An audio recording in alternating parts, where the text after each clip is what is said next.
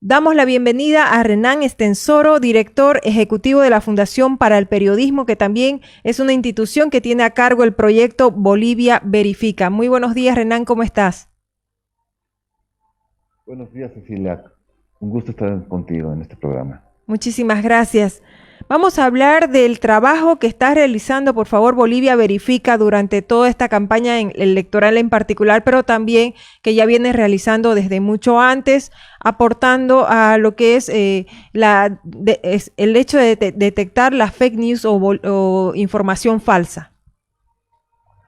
Así es, mira, Cecilia, este es un proyecto que lo arrancamos en junio del año pasado, luego de que a finales del 2018 nos reunimos alrededor de 30 medios e instituciones académicas y decidimos crear un mecanismo que vaya a verificar y combatir las noticias o la desinformación más bien en el proceso electoral del año pasado. Y es así que luego de un proceso de capacitación a periodistas, en ejercicio, iniciamos el trabajo de Bolivia Verifica el 1 de junio del año pasado y durante todo el año pasado estuvimos verificando la información y desinformación que aparecía en las redes sociales. Y como el panorama se complicó, porque en un principio el proyecto decía que debía trabajar únicamente para las elecciones del año pasado, decidimos que Bolivia Verifica sea una institución, un mecanismo de verificación de información que trabaje permanentemente. Es decir, que a partir de este año ya es un mecanismo que tiene una vida indefinida, es un proyecto que ya deja de ser proyecto y se consolida como un mecanismo de verificación estable. Ujú. ¿Qué han podido encontrar en todo este periodo de campaña? ¿Qué porcentaje de las noticias se podría decir que son reales y otras que no son reales? Mira, es interesante porque nos ha tocado un año bastante difícil. Nosotros pensábamos que íbamos a trabajar casi exclusivamente en la verificación de la información política que aparece en las redes sociales. Es decir, de aquella información que de pronto aparece en tu Facebook o en el WhatsApp, que ahora es muy común, que dice algo que no es cierto, ¿no? Y, y este año, con el tema de la pandemia y del coronavirus, en marzo de este año decidimos volcar todos nuestros esfuerzos para verificar la desinformación que apareció sobre la pandemia, porque fue increíble la cantidad de bulos, como llaman los españoles, Ujú. a las fake news que llaman en Estados Unidos, ¿no? Sobre curas milagrosas, teorías de la conspiración, políticas que supuestamente implementaba el gobierno y que no eran falsas, y mecanismos con los cuales tú podías verificar el origen del virus. Decían unos que el virus era un producto del imperialismo yanqui, otros decían que había venido de China y que era un producto de una manipulación de la guerra. Era la guerra biológica que había iniciado el imperio, es lo que decía el expresidente Morales, ¿no? Ujú. Entonces, de verificar información política pasamos a verificar esta información sobre el coronavirus, porque era un momento sumamente crítico y difícil para toda la humanidad y especialmente para los bolivianos, porque no sabíamos qué es lo que estaba pasando. Es decir, nadie sabía lo que estaba pasando, había mucha incertidumbre. Entonces logramos combatir en cierta forma la desinformación que circuló sobre la pandemia, y ahora nuevamente, desde hace un par de meses, nuevamente estamos dedicándonos a verificar lo que es la información política y del proceso electoral que lo tenemos en las puertas, ¿verdad? Ujú. Y vemos de que ya lo teníamos previsto, ¿no? De que gran parte de la contienda electoral se libra a través de las redes sociales. Es decir, antes, hace 10 o 15 o 20 años, cuando estábamos en los medios, gran parte de la batalla se daba en los medios de comunicación. Tú te acordarás que los candidatos a la presidencia se peleaban por estar en los medios Claro. y trataban de conquistar y de seducir a los medios tradicionales. Ahora ya no, ahora lo que ellos hacen es lanzar sus campañas a través de las redes sociales, ¿no? Es ahí donde gran parte están tratando de seducir a los votantes ahí, pero también están tratando de desprestigiar y deslegitimar las candidaturas de los opositores o adversarios en las mismas redes sociales. Es decir, que gran parte de la información o la desinformación que circula se da a través de las redes sociales. Y eso pues debe preocupar, porque uno de los problemas que hemos detectado, Cecilia, es de que la gente cree lo que lee. Es decir, por más de que tú le digas, mira, esta es una información falsa, o es una desinformación, la gente quiere creer porque le hace más caso al corazón que a la razón, ¿no? La gente tiene ciertas simpatías y antipatías y con base a las mismas se mueve. Así es, lamentablemente con la rapidez que se difunde esta información a través de redes sociales va creando cuerpo y a veces uno, incluso al que menos cree, termina a veces creyendo en esta información.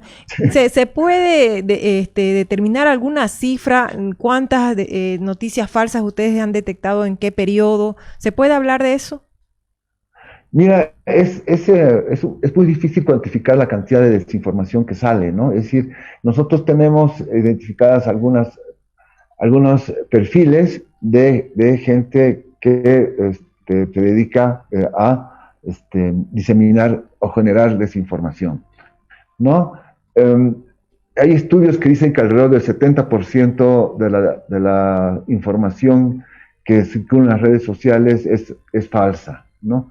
Si es que aceptamos esa contradicción semántica, que lo que es información no puede ser falso, ¿no? Porque deja de ser información, pero digamos que del 100% que circula en las redes sociales, el 70% es falso, ¿no?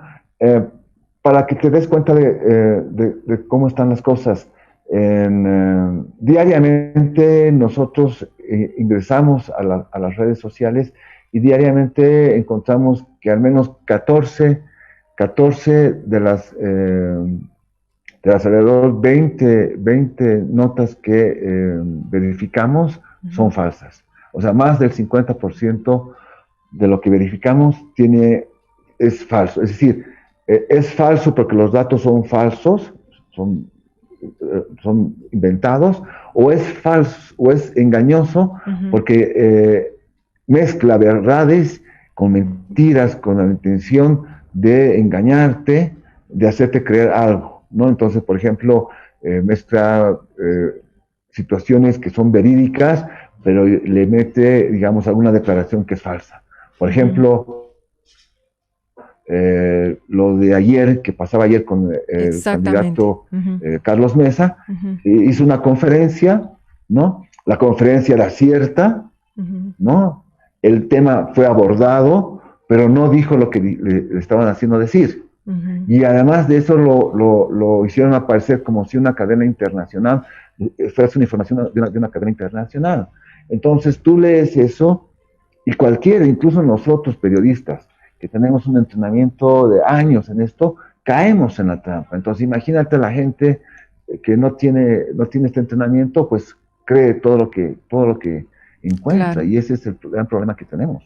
Por eso cada vez, Renan, se hace más importante este tipo de plataformas o herramientas, como decías, como es el proyecto Bolivia Verifica, que ya deja de ser un proyecto, sino ya es algo concreto y que está beneficiando a la sociedad no solamente por la campaña, sino, como decías, también en la temporada de la pandemia, donde realmente surgieron varias versiones de todo tipo, aprovechando como siempre en el mundo en general del temor, la incertidumbre de la gente, es cuando es un caldo de cultivo, ¿no? Para este tipo de información. Y Renan, ¿qué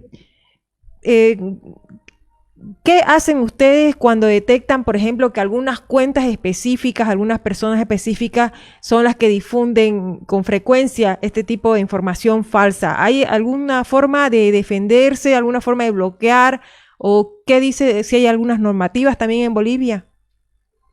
Mira, no existe una normativa al respecto, ¿no? Además, las que conocemos nosotros como siempre nos hemos manejado a través de ellas, ¿no? Pero tenemos nosotros un convenio con Facebook para reportar aquellas cuentas que generan desinformación y que nosotros les hacemos un seguimiento más o menos permanente para ver qué es lo que están diciendo, ¿no?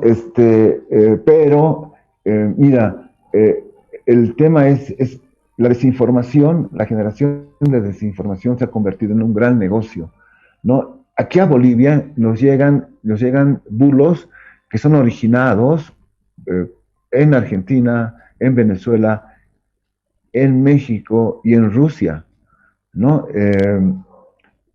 Con objetivos bolivianos, ¿no? Ahora, claro, digamos, hay granjas que se llaman granjas de trolls o de boots, ¿no? Donde se contrata a 20 o 30, 40 personas y se les da la misión de crear perfiles falsos en Twitter, en Facebook, y luego se les da la instrucción de generar una tendencia, un trend sobre determinado asunto, ¿no? O dirigirla a determinado país.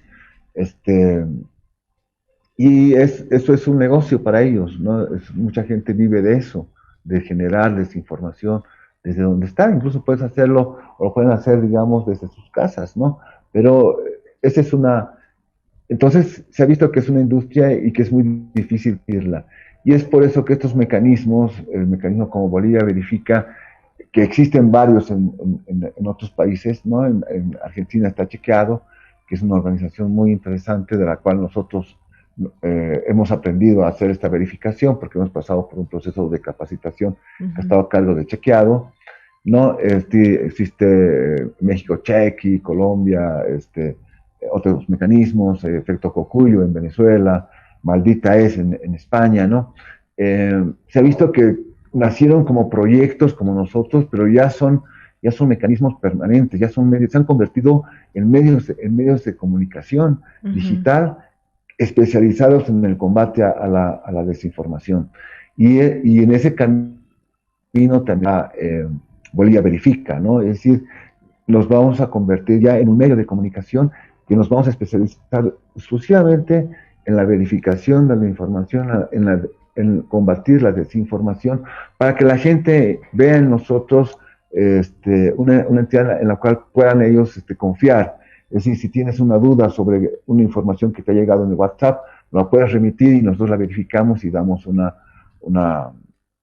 veredicto sobre esa información, para que puedas tener una certidumbre respecto a lo que está pasando.